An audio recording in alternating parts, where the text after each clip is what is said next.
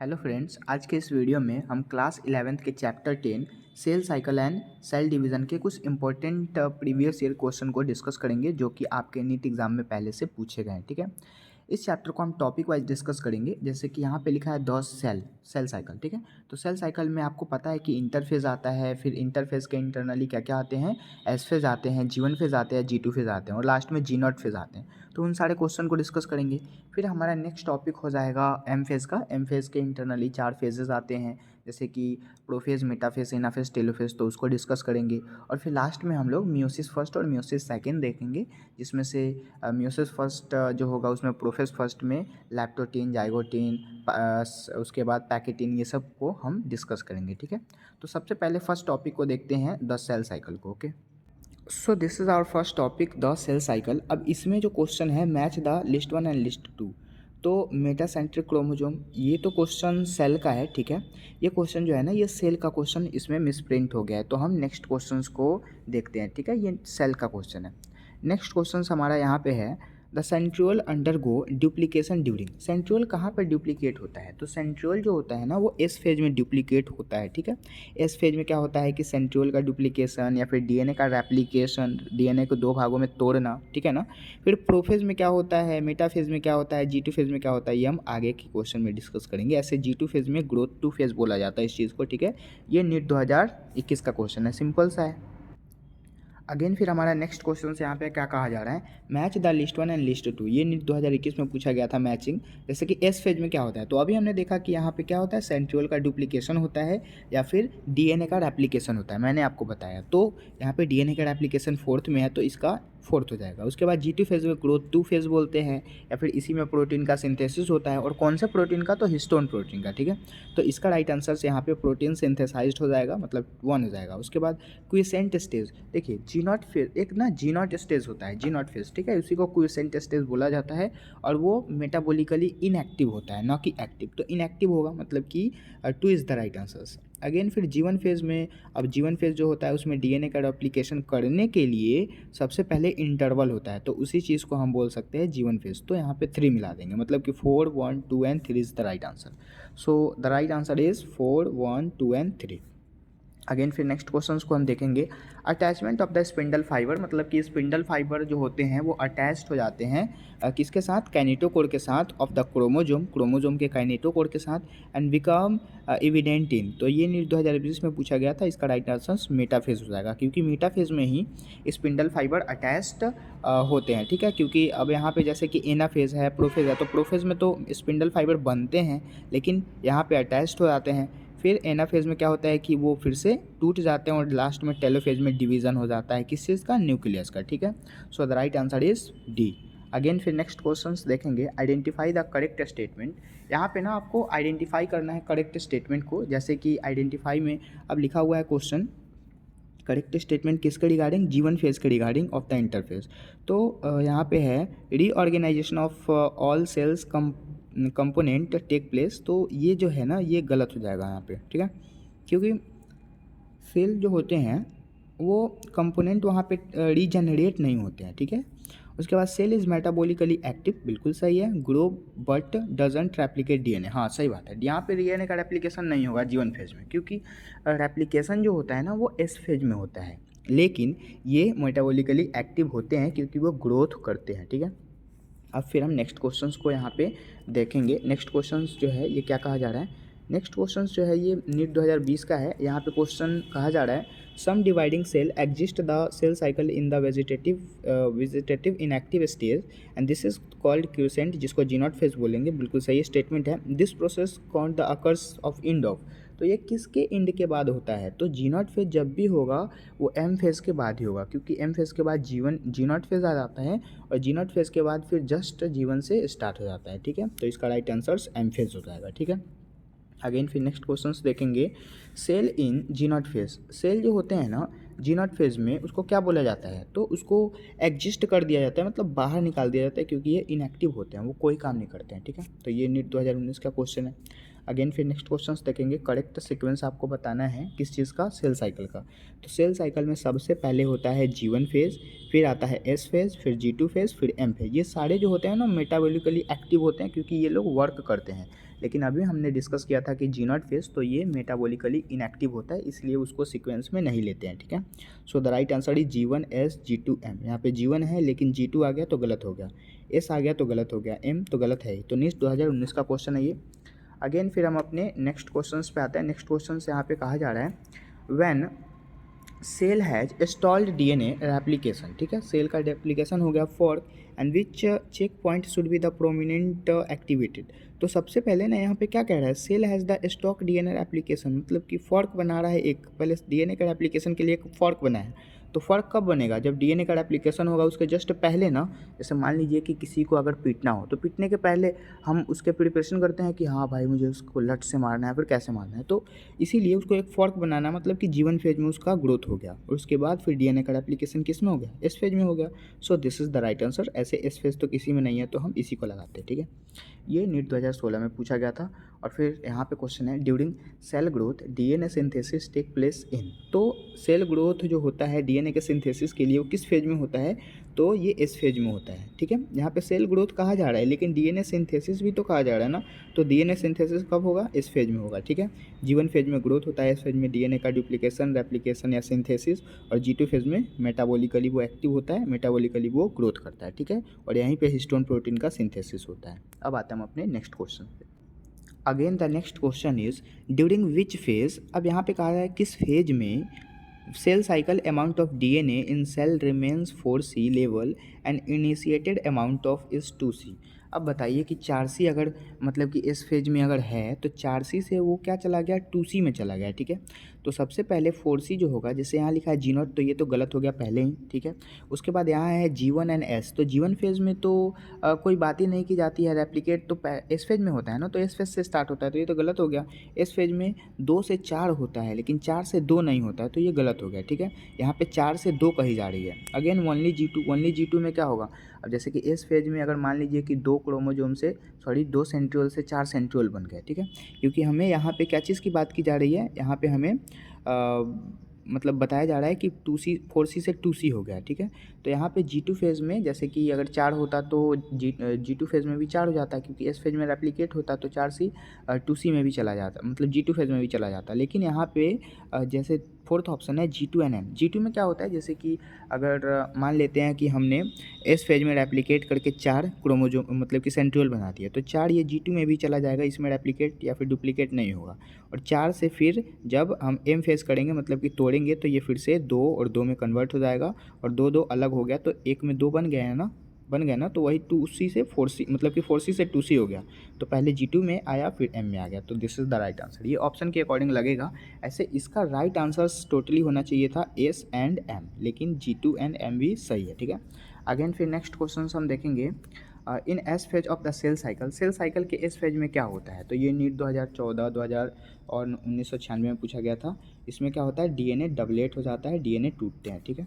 Again फिर next question यहाँ पे क्या कहा जा रहा है, नेक्स्ट क्वेश्चन यहाँ पे कहा जा रहा है at which stage what stage of the cell cycle are histone protein synthesize so during the S phase. अब जैसे हमने आपको बताया था कि G2 फेज में हिस्टोन प्रोटीन का सिंथेसिस होता है, ठीक है, होता है, लेकिन यहाँ पे प्रोफेज के लिए कहा जा रहा है तो ये गलत हो जाएगा, ठीक है। यहाँ पे भी प्रोफेज है, यहाँ टेलोफेज है, तो गलत हो जाएगा। और इस फेज में भी हिस्टोन प्रोटीन का सिंथेसिस होता है, ठीक है। अब आते हैं नेक्स्ट क्वेश्चंस में in somatic cell cycle. Somatic cell cycle में क्या होता है, DNA रेप्लिकेट होते हैं, take place in the S phase, तो this is the right answer. Again फिर नेक्स्ट क्वेश्चंस देखते हैं। AIPMT में पूछा गया था which of the following occurs more than 1 and less than 5 in the chromosome, this is telomere. Telomere में ना एक से मतलब कि 4 क्रोमोजोम बन जाते हैं, क्योंकि एक से वो 2 बनता है और 2 से 4 बनने लगता है, ठीक है। क्योंकि वहाँ पे जैसे कि सबसे पहले क्या होता है कि इंटरफेस आता है, तो इंटरफेस के बाद M फेज मतलब कि कैरियोकाइनेसिस में वो 2 क्रोमोजोम बना लेते हैं, और 2 क्रोमोजोम के बाद वो 4 क्रोमोजोम यहाँ पे डिवीजन करके बनाते हैं। तो मतलब कि यहाँ पे कहा गया more than 1 and less than, तो ये दिस इज टेलोमेयर। अगेन फिर नेक्स्ट क्वेश्चन यहाँ पे है during cell division in apical meristem the nuclear membrane appears in telophase, ठीक है। अगेन फिर आते हैं हम अपने नेक्स्ट टॉपिक पे, माइटोसिस वाले टॉपिक पे, ठीक है। यहाँ पे जो क्वेश्चन फर्स्ट कहा जा रहा है which one of the following neighbours अगर ड्यूरिंग माइटोटिक सेल डिवीजन, मतलब कि इनमें से कौन माइटोटिक सेल डिवीजन में कभी नहीं हो सकता। ठीक है, तो सबसे पहले मूवमेंट ऑफ सेंट्रियोल ये तो होता है। पेयरिंग ऑफ होमोलोगस क्रोमोसोम ये मियोसिस का टॉपिक है। ठीक है, पैकेटिन में, तो दिस इज इनकरेक्ट। ठीक है, नेवर कहने का मतलब नहीं हो सकता। Again coiling of condensation, this is right answer. Spindle fibre attached होता है माइटोसिस में, सॉरी मेटाफेज में। ठीक है, तो यहाँ पे B is the right answer. Again फिर नेक्स्ट क्वेश्चन है सेलेक्ट द इनकरेक्ट स्टेटमेंट। आपको इनकरेक्ट स्टेटमेंट को चूज़ करना है। रिफर्स टू माइटोसिस, माइटोसिस के रेफरेंस में। तो यहाँ लिखा है spindle fibre attach to centromere, kinetochore होना चाहिए था, तो यही यहाँ पे ऑप्शन गलत हो गया। ठीक है, अगेन फिर नेक्स्ट क्वेश्चंस देखते हैं। The fruit fly has 8 chromosome, मतलब कि 2 C in each cell and during interphase of the mitosis. अब यहाँ पे क्रोमोजोम है ना कि सेंट्रियोल है, तो सेंट्रियोल रहता तो डिवीज़न हो जाता तो वो 16 बन जाता, लेकिन क्रोमोजोम है तो वो सेम ही रह जाएगा। चाहे वो G1 फेज में जाए, चाहे G2 फेज में जाए, चाहे S फेज में जाए, M फेज में जाए, कहीं भी जाए वो क्रोमोजोम सेम का सेम ही रहता है, वहाँ पे चेंज नहीं होता है। ठीक है, तो G1 फेज में 8 क्रोमोजोम है, तो वही कह रहा है कि S फेज में कितने होंगे, तो 8 ही रहेंगे, सेम रहेंगे। ठीक है, ये नीट 2021 का है। क्रोमोजोम और सेंट्रियोल पे आपको ध्यान देना है, सेंट्रियोल डुप्लीकेट होते हैं ना कि क्रोमोजोम। अगेन फिर नेक्स्ट क्वेश्चन है इन अ माइटोटिक सेल, मतलब कि इन ये माइटोटिक साइकिल जो होते हैं, एम फेज जो होता है उसमें करेक्ट सीक्वेंस आपको बताना है। तो सबसे पहले G1 S G2 N M, this is the right answers. ये नीट 2020 में पूछा गया था। अगेन फिर हमारा एक मैचिंग है, यहाँ पे नीट 2020 में पूछा गया था क्वेश्चन।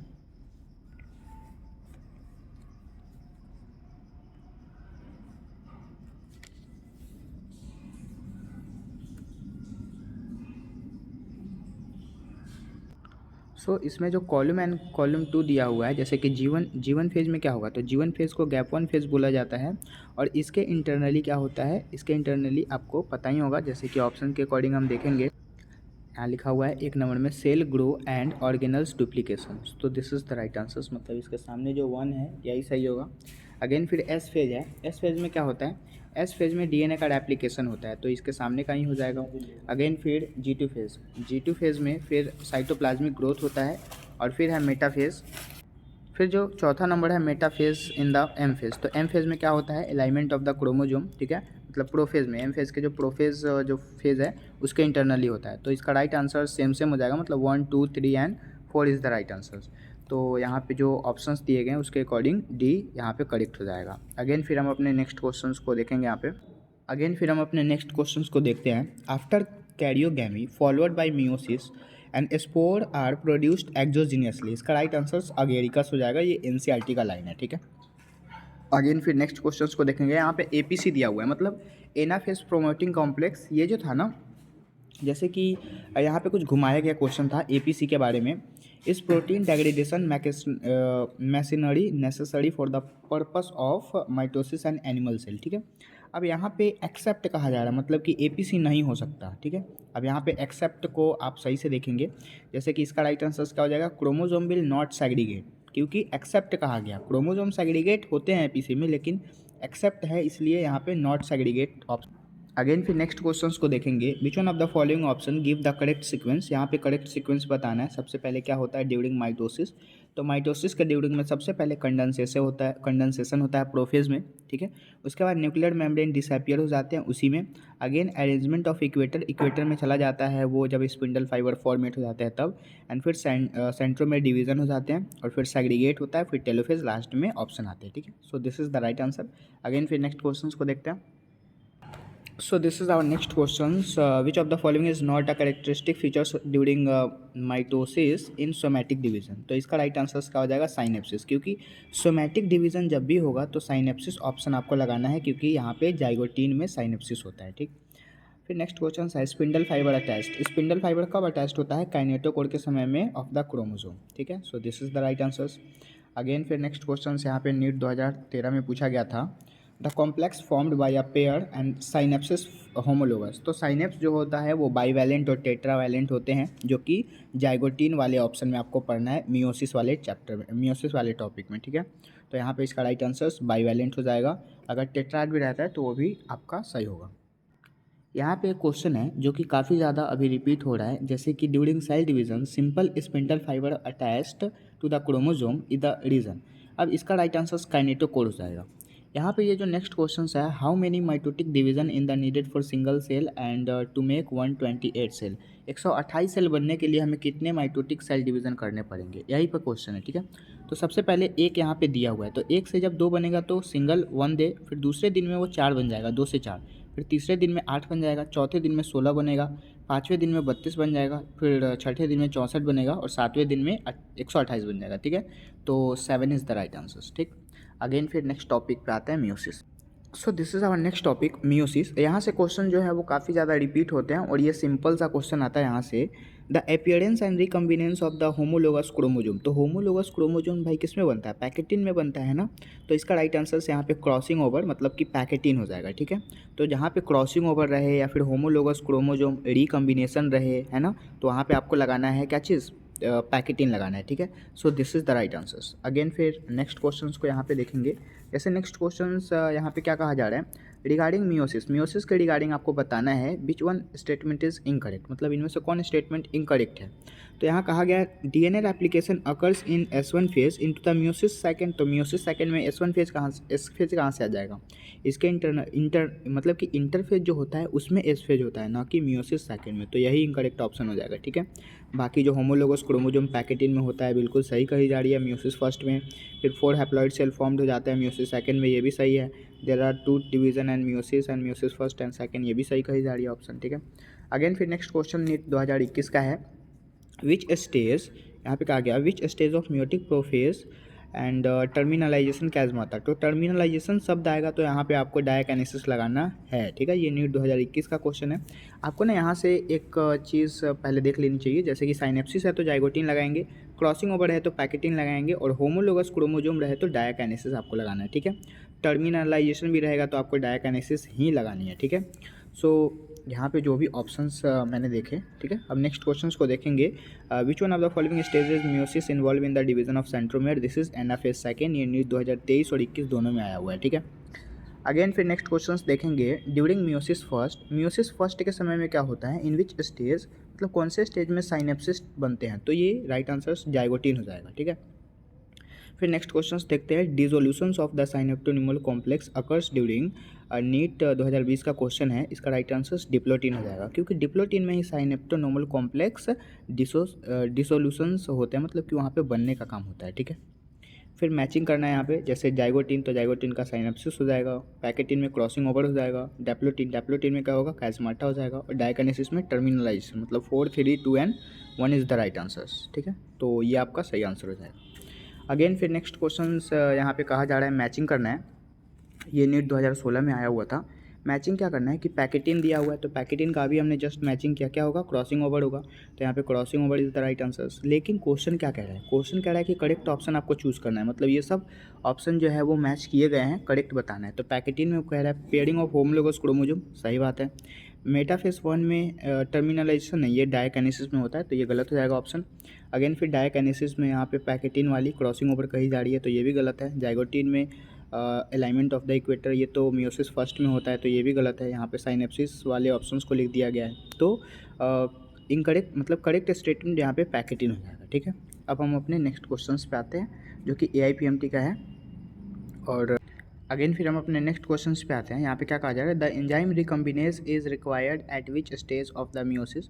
तो इसका राइट आंसर पैकेटिन हो जाएगा, क्योंकि रिकम्बिनेशन का काम कहाँ पे होता है, पैकेटिन में होता है। ठीक है, उसके बाद फिर नेक्स्ट क्वेश्चन आते हैं, नीट 2013 का क्वेश्चन है।